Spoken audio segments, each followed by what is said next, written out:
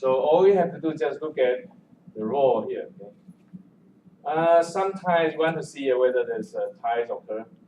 If ties occur, how can you classify? Maybe we just flip the coin to decide which one to go for. Okay, actually there's no ties actually here. Actually shows there's no ties on that. Okay.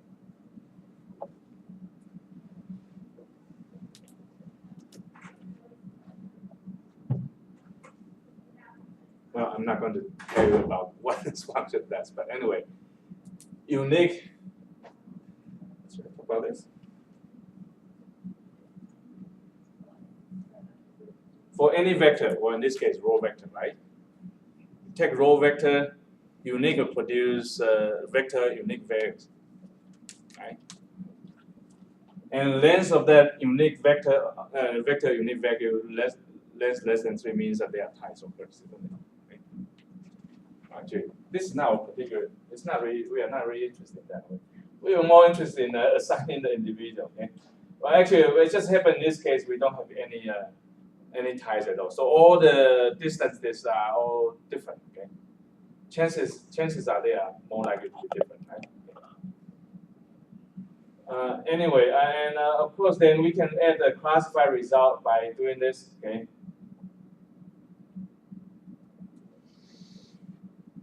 See, a lot of these R functions are very convenient to do this operation. Okay. We classify, okay, by taking the names. Now remember, we already assigned the names. Where is that? We assigned the names of Setosa, Versicolor, and Virginica, right? So basically, classify will be just take the names and then apply whichever vector produce a minimum. Okay. Basically, this so-called apply function apply on each row. Okay. So we apply on each row with the D, and then here, one means the first dimension, that's row dimension. 2 means column dimension, and we want to see which components just give the minimum. Okay. If Versicolor gives the minimum distance, then this which mean will produce value of 1. If this gives the minimum, then we produce a value of 2. So basically, that's why we get our classified result. Okay?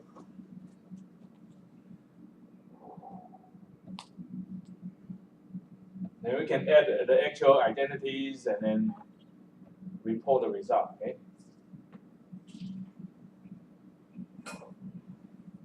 So we combine that data frame again with the actual equal just coming from species. So now you can see that. So here, these are the distances, okay, of this individual flower to the 3 centers, right? Okay, to the center of the Setosa group, to the center of Versicolor, to the center of this Virginica group. Okay? You can see on this side, for this particular flower, the minimum occurs at the Virginica, right? And that's why we classify as from Virginica. In fact, the actual identity is Versicolor. So this is misclassified identity. See, again, we identify the same result. So basically, this is supposed to be identical to linear discriminant analysis. Okay. Without doing anything, linear discriminant produce basically minimum distance classified. They're identical. Okay.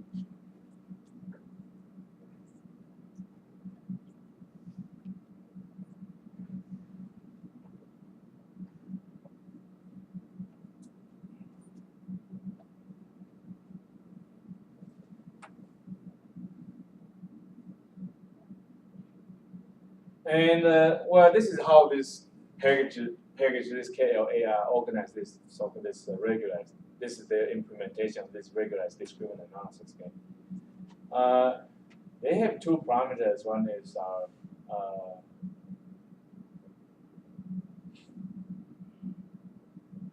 maybe I should use it. Well, anyway, this is what they call lambda, and lambda is our alpha.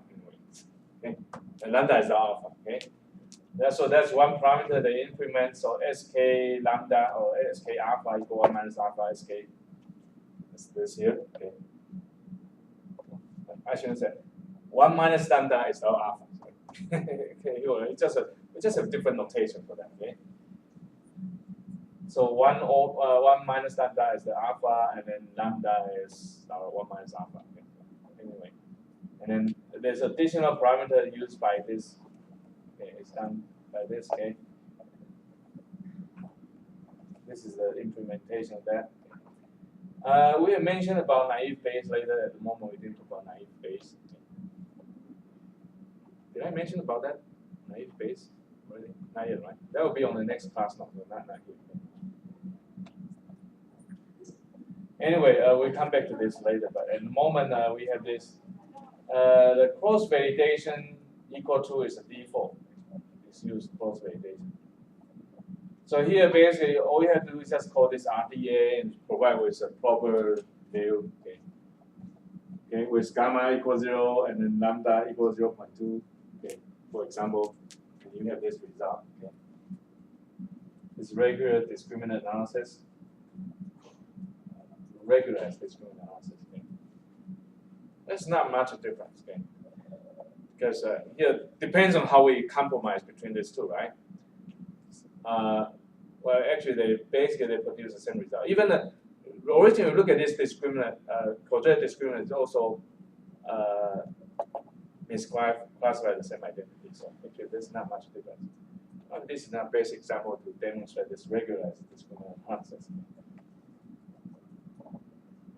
So we have already tabulated this result, okay, and then we can see which flowers are misclassified. Okay. Here 71, 84, 134. Again, the same flowers, right? Being misidentified and misclassified. They are misclassified with this posterior probabilities. We can actually show that. Okay. So that's why the first two are supposed to be versicolor misclassified as being from Virginica. This is the other one. Okay.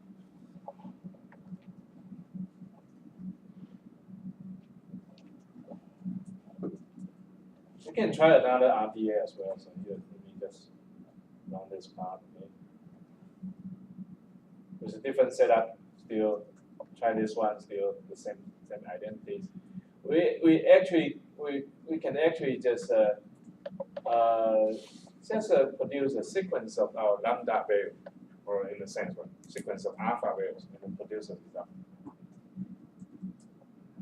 And since this the result is cross-validated result, right? Cross-validation is default, so that's why the result is supposed to be expected actual error rate. So I use AER.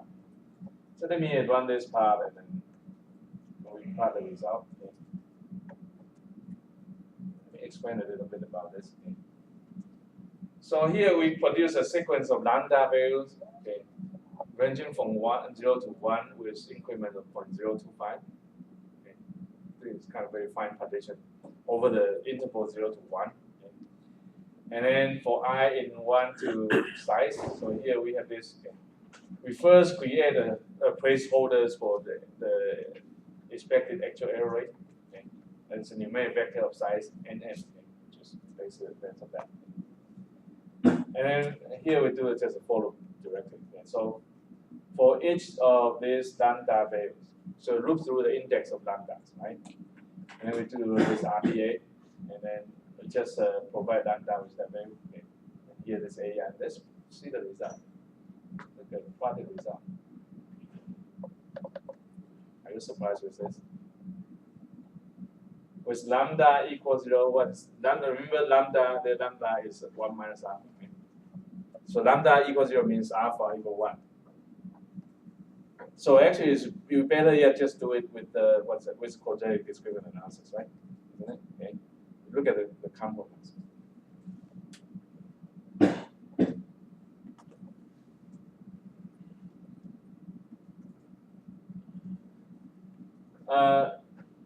We're going to skip this naive Bayes classifier for the moment, and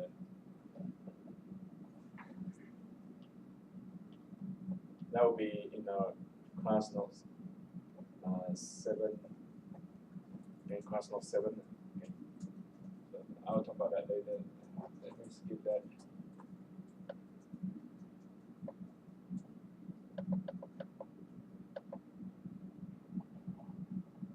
And this is also in class note 7. We didn't cover that yet.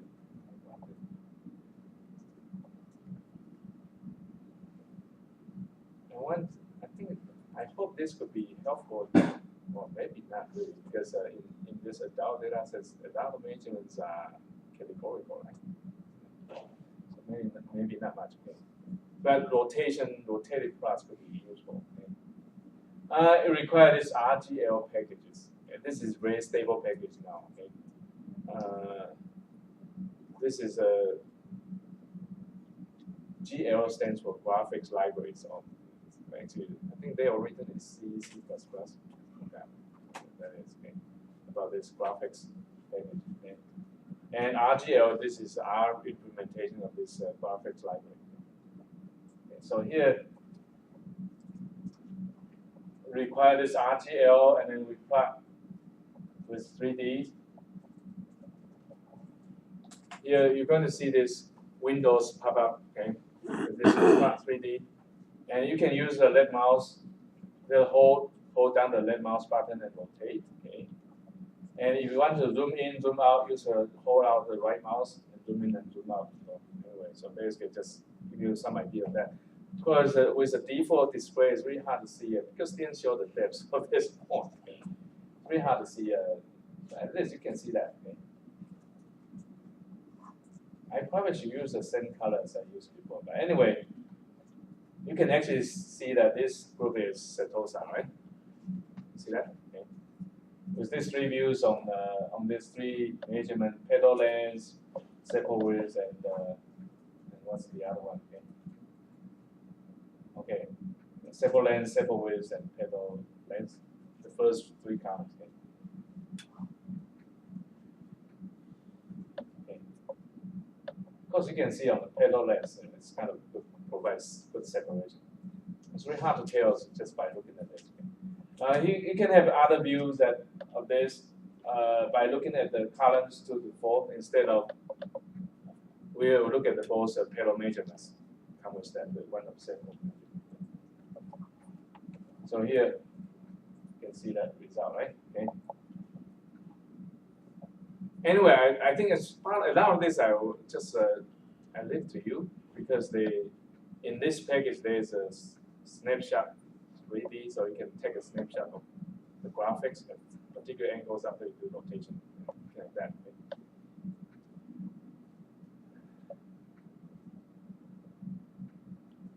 And now let's say, suppose we only look at the 2 species. As you can see, it's rather hard to separate them, right? Here, this is 2 species excluding Setosa. Only it's really hard to separate them.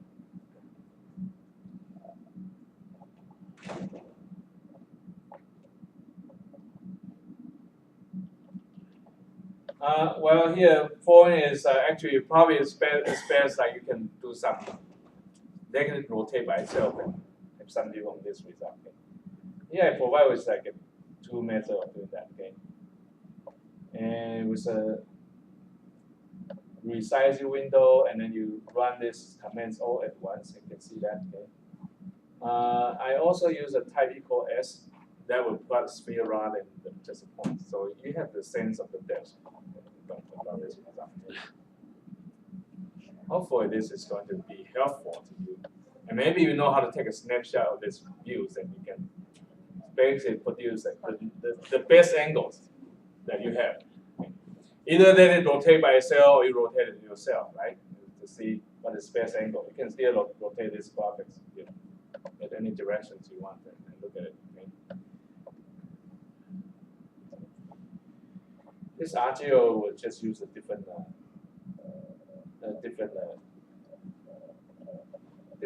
graphics device. Here, this is alternative. You can also do this if you want. I'm not getting into the details.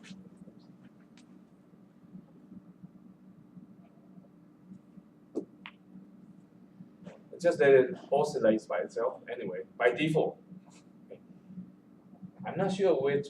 Well, anyway, how it could find a good angles to look at this. Like you have a good sense of the separation. So, because Setosa will be separate from the rest, right? So very easy to see that.